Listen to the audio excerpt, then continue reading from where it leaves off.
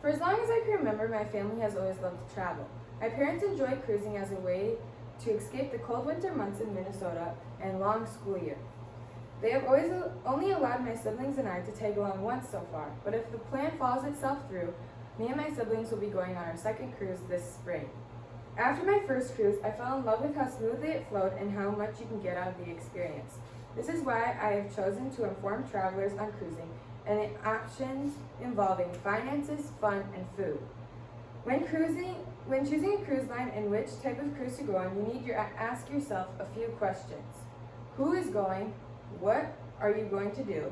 When are you going? Where are you going? And why are you going? To begin your search, you should identify what your budget will be and how much you are willing to spend on your trip. According to cruiseline.com, the three major factors that will influence the cost of your cruise fare is the line you sail on, the cabin you book, and where you travel to. There are many different lines you can book with, but for this purpose of the speech, I will be informing you about the Royal Caribbean Allure of the Seas ship. When I first asked my classmates if they had any questions about cruising, they asked how much it costs. For an example, let's say that you decide to travel with somebody and choose to stay in a balcony cabin on a 6-night cruise in December to the Caribbean. Your cost without any additional expenses would be $1,077.92 after taxes and fees. You're now probably wondering about your options on where to stay while you're on your cruise. Allure of the Seas offers travelers many different types of cabins that can hold a certain amount of people. Most cabins can hold 2 to 3, while others can hold 5. Some suites can hold anywhere from 3 to 8.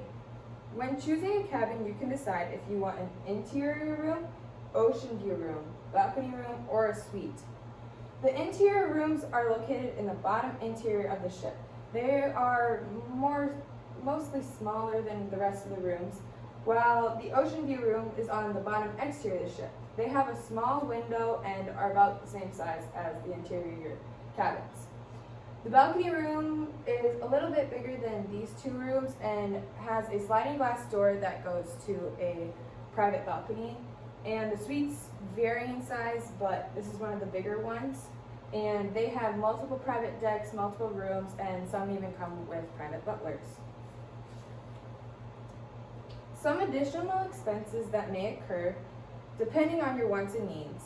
And according to the Royal Caribbean, from drinks to specialty dining to internet and streaming, we packaged all your cruise's favorite things so you can save big off onboard prices.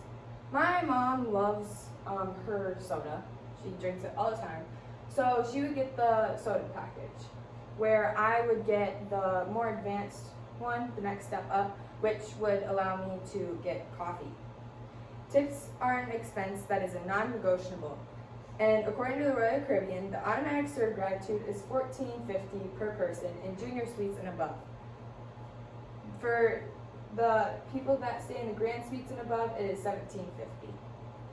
This gets applied for each guest's account on the daily. These tips are charged for every traveler. So if my family of 5 goes on a cruise this spring for about 7 days, and we book a balcony room, we will be spending about $500 in tips for the week. This is something that you need to take into consideration when budgeting for your cruise. Allure of the Seas offers food lovers many options. There are 8 different options for complimentary dining to choose from, ranging from the main dining room that has breakfast, lunch, and dinner to the doghouse, which serves gourmet hot dogs.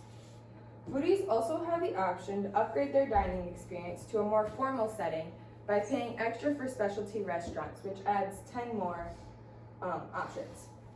This is an example of a specialty restaurant menu compared to the doghouse menu. Some fun activities to do while you're on the ship is the rock wall, the zip line, and the surf simulator.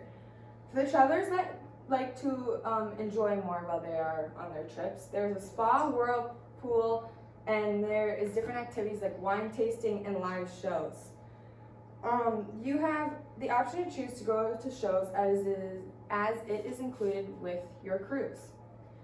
Mamma Mia is a Broadway play, and Michael Cuchora from the Associated Press said, Mamma Mia is a major hit and has audiences dancing in the aisles.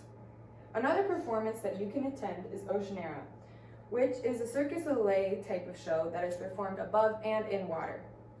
For the more adventurous travelers, there's a zip line, sports court, mini golf, and ice skating. This is all offered on the boat, so you will have no need to go out and do it, and you can do it while you're away at sea.